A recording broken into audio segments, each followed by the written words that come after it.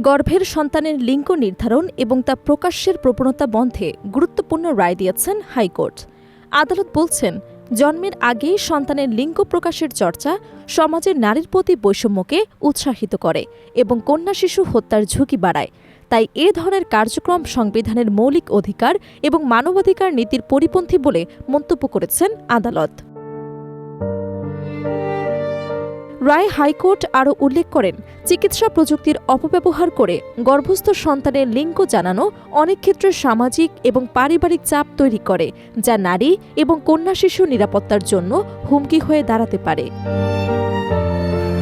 আদালতের মতে, একটি শিশুর জন্মের আগেই তার লিঙ্গকে কেন্দ্র করে বৈষম্যমূলক মনোভাব গড়ে ওঠা সভ্য সমাজের জন্য উদ্বেগজনক।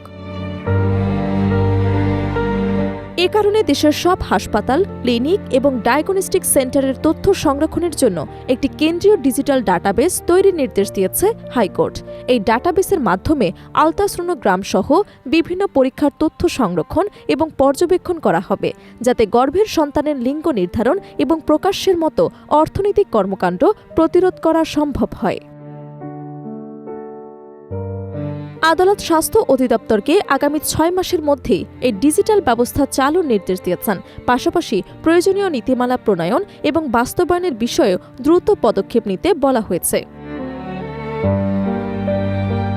আইন বিশেষজ্ঞদের মতে, এই রায় বাস্তবায়িত হলে কন্যা শিশু সুরক্ষা এবং নারীর অধিকার নিশ্চিত করার ক্ষেত্রে ইতিবাচক প্রভাব পড়বে।